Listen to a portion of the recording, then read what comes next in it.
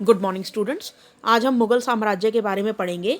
प्यारे बच्चों, पिछले कुछ कार्यपत्रकों में हमने प्रमुख मुगल सम्राटों और उनके कार्यकाल के दौरान के प्रमुख अभियानों और घटनाओं के बारे में जाना। आइए अब उनकी प्रशासनिक नीति के बारे में कुछ जानकारी इकट्ठा करते हैं। शुरुआत में मुगलों ने उन शासकों के विरुद्ध लगातार अभियान किए थे जिन्होंने उनकी सत्ता को स्वीकार करने से इनकार कर दिया था।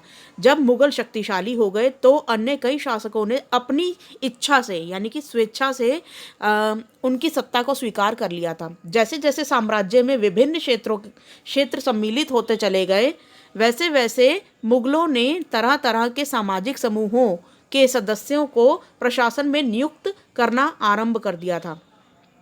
शुरू शुरू में ज़्यादातर सरदार तुर्की तुरानी थे, लेकिन अब इस छोटे समूह के साथ साथ उन्होंने शासक वर्ग में ईरानियों, भारतीय मुसलमानों, अफगानों, राजपूतों, मराठों और अन्य समूहों को सम्मिलित किया।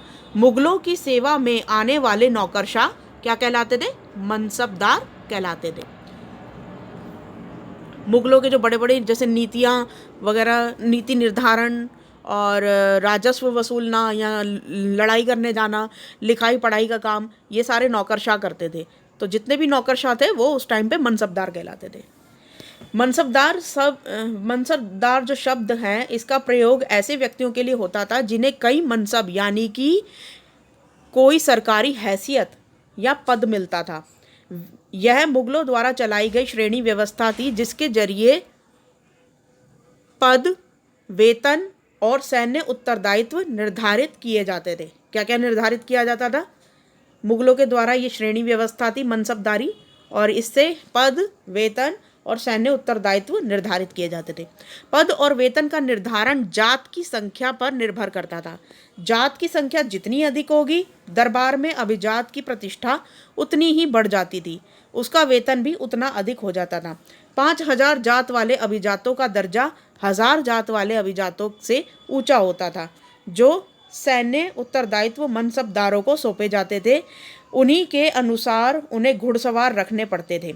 यानी कि जिसके ग्रुप के अंदर ज़्यादा मेंबर्स होते थे, जात की संख्या ज़्यादा होती थी, तो उसको ज़्यादा जागीर मतलब मिलती थी कि वो अपने और उन जात वालों को संभालने के लिए घुड़सवार भी उतने ही प्रोवाइड किए जाते थे मुगल सरकार द्वारा।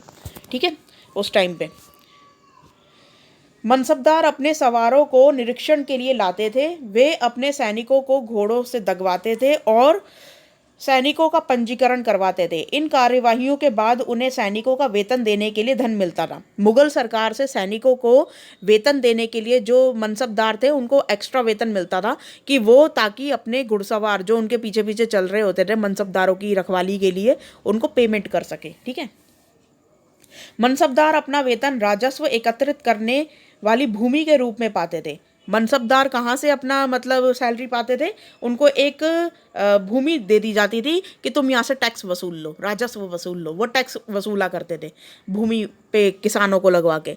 और इनकी सुरक्षा के लिए सवार रखे गए थे, यानी कि सैनिक रखे गए थे। उन सवारों को वेतन जो था वो मुगल सरकार दिया करती थी कि ये लो तुम्हारे पास इतने सवार हैं। मान लो कि एक मनसबदार का 5 घुड़सवार जो है उसकी सुरक्षा कर रहे हैं, तो 5 के लिए वेतन मुगल सरकार देगी। इस तरीके से होता था। तो मनसबदार अपना वेतन राजस्व एकत्रित करने वाली भूमि के रूप में पाते थे जिन्हें जागीर कहा जाता था, और जो तकरीबन इक्ताओं में समान थी। परंतु मनसबदार मुक्तियों से भिन्न अपने जागीरों पर नहीं रहते थे और ना ही उन पर प्रशासन करते थे। उनके पास अपनी जागीरों से केवल टैक्स वसूलने का यानी कि राजस्व एकत्रित करने का अधिकार था। यह राजस्व उनके नौकर उनके लिए एकत्रित करते थे, जबकि वे स्वयं किसी और देश में या किसी अन्य भूभाग पर सेवारत होते थे। यानी कि उनको अपनी भूमि से खुद टैक्स कलेक्ट नहीं करना होता था। वो कहीं और पर रह के, जैसे कहीं लड़ाई कर रहे हैं, कहीं किसी और जगह रह के कुछ काम कर रहे हैं मुगल सरकार का, लेकिन जो उन मनसबदारों के जो नौकर होते थे वो टैक्स कलेक्ट करके मनसबदार को भेज देते थे। ये होता था। अकबर के शासनकाल के दौरान यहाँ पे देखो कितने थे, 29 ऐसे मनसबदार थे जो 5,000 जात की पदवी रखते थे। लेकिन औरंगजेब के टाइम में 79 हो गए थे 5,000 जात वाले मनसबदार। ठीक है, ऐसे ही जागीरों का सावधानी पूर्वक आकलन किया जाता था ताकि इनका राजस्व मनसबदार के वेतन के तकरीबन बराबर हो। तो यहाँ पे जागीर उतनी ही दी जाती थी जितनी की मनसबदार की सैलरी होती थी। तो यहाँ पर औरंगज़ेब के टाइम में क्या था कि मनसबदारों की संख्या में भी अत्यधिक, यहाँ पे देखो ये सेकंड पॉइंट ये वाला है, राजस्व मनसबदार के वेतन से बहुत कम होता था। यानी कि जो टैक्स होता था वो मनसबदार की जो खुद की सैलरी है उससे बहुत कम होता था। तो ये मनसबदार की संख्या में भी अत्यधिक वृद्धि होने के कारण जागीर मिलने से पहले एक लंबा इंतज़ार करना होता था। इन सभी कारणों से जागीरों की संख्या में कमी हो गई। फलस्वरूप कई जागीरदार जागीर रहने पर यह कोशिश करते थे कि वह जितना हो सके उतना टैक्स वसूल ले, चाहे किसी किसान का मार मार के टैक्स वसूल ना हो, लेकिन वसूला करते थे उनसे। ठीक है। अपने शासनकाल के अंतिम वर्षों में औरंगज़ेब इन परिवर्तनों पर नियंत्रण नहीं रख पाया। इसके कारण किसानों को अत्यधिक मुसीबतों का सामना करना पड़ा। तो औरंगज़ेब के टाइम में ये हुआ था। चलो अब यहाँ पे देखते हैं फर्स्ट क्वेश्चन, मनसबदारों और जागीरों में क्या संबंध है। तो यहाँ पे आप फर्स्ट देखो आंसर आप यहाँ से लिख लोगे। यहाँ का फर्स्ट क्वेश्चन का जो पहला पॉइंट होगा वो आप यहाँ से लेकर यहाँ तक लिखोगे। ये जो ब्लैक ब्लैक गाढ़ा दिया हुआ है ये फर्स्ट क्वेश्चन का फर्स्ट पॉइंट है। और सेकंड पॉइंट देखो मनसबदार के बारे में पूछा हुआ है और जागीर के बारे में पूछा हुआ है कि जागीर और मनसबदार में क्या डिफरेंस है। तो यहाँ पे देखो फर्स्ट पॉइंट आप मनसबदार के बारे में बताओगे। ये तो हो गया फर्स्ट का फर्स्ट पॉइंट, और फर्स्ट का सेकंड पॉइंट हो जाएगा जागीर। तो जागीर आप यहाँ से लिखोगे मनसबदार जिसे जागीर कहते थे। ठीक है। मनसबदार अपना वेतन राजस्व एकत्रित करने वाली भूमि के रूप में पाते थे जिसे जागीर कहते थे। ये हो गया सेकंड पॉइंट। तो आप फर्स्ट और सेकंड पॉइंट लिख लीजिएगा, एक एक लाइन का है, ज़्यादा बड़ा नहीं है। ठीक है। तो फर्स्ट क्वेश्चन हो गया। नेक्स्ट है, मुगलों के लिए तुरानी या ईरानी ही नहीं बल्कि विभिन्न पृष्ठभूमियों से मनसबदारों की नियुक्ति क्यों महत्वपूर्ण थी। तो यहाँ पर इसका आंसर ये हो जाएगा, ये पूरा का पूरा पैराग्राफ आपको सेकंड वाले में लिखना होगा, यहाँ से लेकर यहाँ तक। क्योंकि काफ़ी लोग उनकी सत्ता को स्वीकार नहीं करते थे, तब उनको ज़बरदस्ती वहाँ पे जो है युद्ध करके वो सत्ता हथियानी पड़ती थी। तो वहाँ पे जितने भी सैनिक उनके पहले के राजा महाराजाओं के होते थे वो अपनी सेना में शामिल कर लेते थे।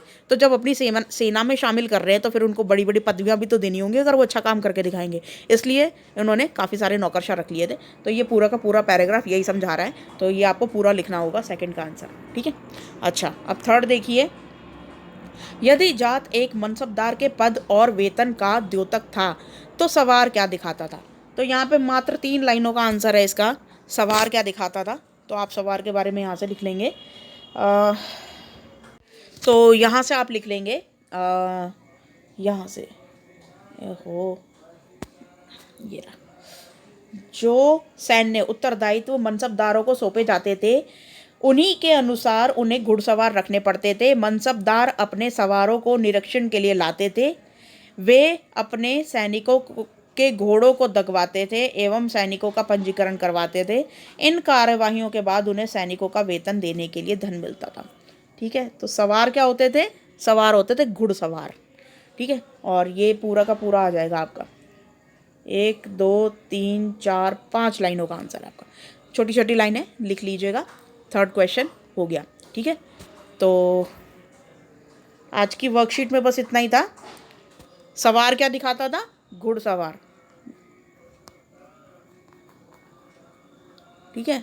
तो घुड़सवार यानी कि घोड़ों को चलाने वाले सवार होते थे जो कि मनसबदार की सुरक्षा करते थे। तो घुड़सवार लिखकर आप फिर आगे वो 5 लाइनें लिख लेंगे जो अभी मैंने थर्ड क्वेश्चन में दिखाई हैं। ठीक है। तो आज की वर्कशीट में बस इतना ही था। आई होप आपको कुछ समझ में आया होगा। Thank you.